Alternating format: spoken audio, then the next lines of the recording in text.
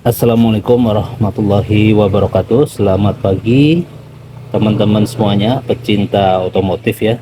Saya Mada Mahfud, kebetulan ini saya wartawan ya. Karena saya wartawan saya harus menggunakan motor ya.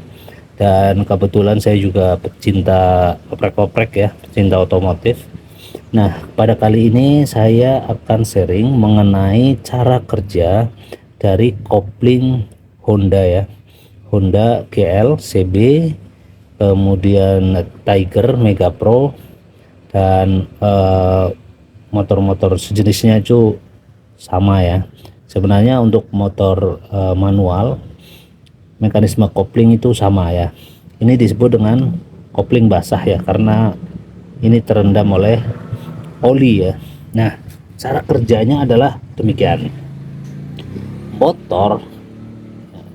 Sepeda motor itu digerakkan oleh ledakan bahan bakar. Ledakan bahan bakar itu menggerakkan piston dan kruk as ya, as kruk ya. Nah, gerakan as kruk ya yang bergerak karena ledakan bahan bakar kemudian disalurkan ke roda melalui transmisi atau gigi ya, gearbox ya. Nah, gearbox dalam hubungannya dengan as kruk ya, dalam hubungan gearbox itu di dalam sini ya, dalam hubungan dengan as kruk itu dihubungkan oleh namanya gigi sekunder ya. Sekunder ya, gigi sekunder atau gigi gendang ya. Kalau ini kan yang primer yang terhubung dengan as kruk. Nah, yang sekunder ini terhubung dengan as gigi transmisi ya. Nah, cara kerja dari kopling ini sangat penting ya. Kopling ini sangat penting sekali.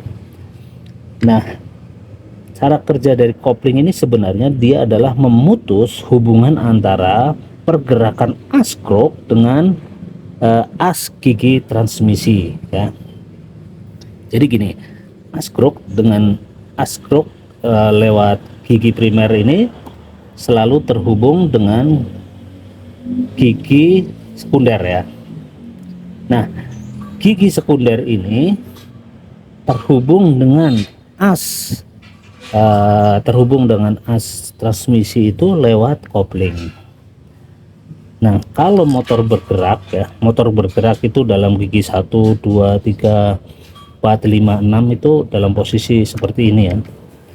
Dalam posisi seperti ini ya, dalam posisi seperti ini antara inner coupling ya, kopling bagian dalam ini kan ada kopling bagian dalam, kemudian ini adalah rumah kopling bagian luar, ini rumah kopling bagian dalam. Ini menyatu ya, menyatu dalam artian dia akan bergerak, akan bergerak satu irama ya, bergerak satu irama. Nah, ini contohnya gini nih, ini dalam posisi begini, ini akan mengikuti gerakan ini sehingga roda akhirnya berputar ya. Nah, ketika tuas kopling ditekan, nah ketika tuas kopling ditekan itu begini ya, posisi begini, ini as gigi transmisi itu bisa bergerak sendiri, dia bergerak bebas ya. Jadi dia tidak terpengaruh oleh gerakan sekunder dan primer ya. Begini, dengan bergerak bebas begini, dengan bergerak bebas ini, maka motor bisa dipindah gigi ya, pindah gigi atau istilahnya ngopling begitu ya. Jadi begini nih ya. Nah, ketika ya begini ya, bergerak sendiri ya. Nah, ketika dikopling itu, ketika kopling dilepas ya, dia posisi begini, ini nggak bisa, ini nggak bisa bergerak sendiri nih. Rumah kopling bagian dalam nggak bisa bergerak sendiri ya, nggak bisa bergerak sendiri. Nah, inilah fungsinya plat-plat kopling nih. Ketika plat-plat kopling ini sudah aus ya, ketika plat-plat kopling ini sudah aus, dia nggak bisa lagi mengunci gitu loh. Ketika nggak bisa mengunci ya, akhirnya tenaga dari kruk as itu nggak bisa disalurkan sepenuhnya ke roda, sehingga itu disebut dengan slip coupling ya, atau ngeden gitu ya. Itu karena plat couplingnya udah tipis, atau plat coupling atau ini disebut dengan pressure plate ya. Pressure plate itu dia sudah tipis ya, ini kan sudah tergerus, ini sudah tergerus, makanya ini saya ganti ya. Kemudian juga kan ada apa namanya ini, kampas ya, ada kampas kopling ini. Nah, kampas koplingnya sudah aus ya, sehingga dia tidak bisa menekan ya, gitu ya, tidak bisa menekan. Atau juga plat gesek ini kan, di sini kan ada plat gesek ya, di sini kan ada plat gesek nih, di sini itu sudah aus ya. Makanya kenapa kita harus mengganti apa, rumah gigi ya, rumah kopling ya, sorry ya, mengganti rumah kopling ketika ini sudah aus ya, bagian sininya ya, bagian bidang ini sudah aus. Ini sudah aus ya, harus kita ganti ya, harus diganti.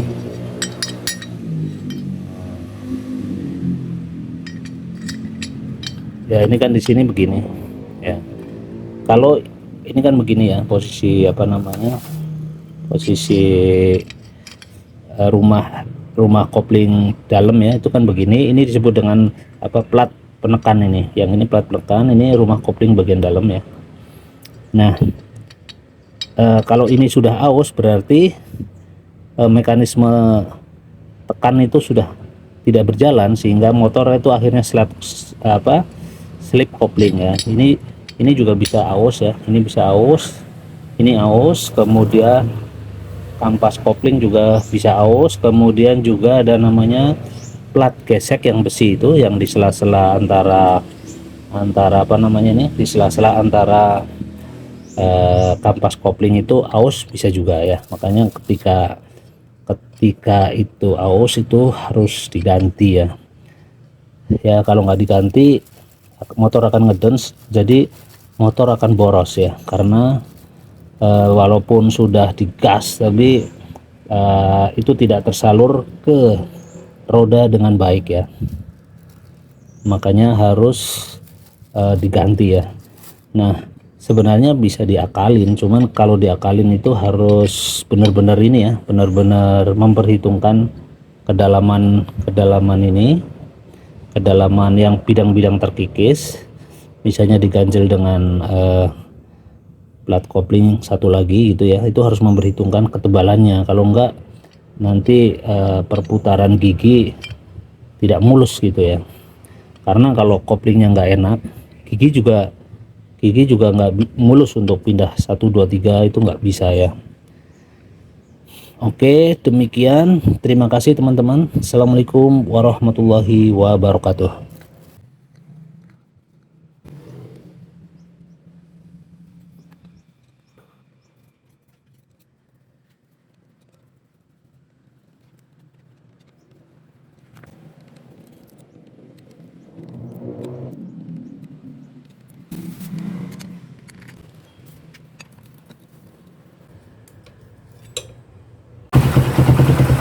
Kita akan coba ya, apakah pergantian kopling yang kita lakukan sudah cukup bagus atau enggak ya. Ya, kita uji dulu responsivitasnya ya, seberapa responsif kopling yang sudah kita ganti.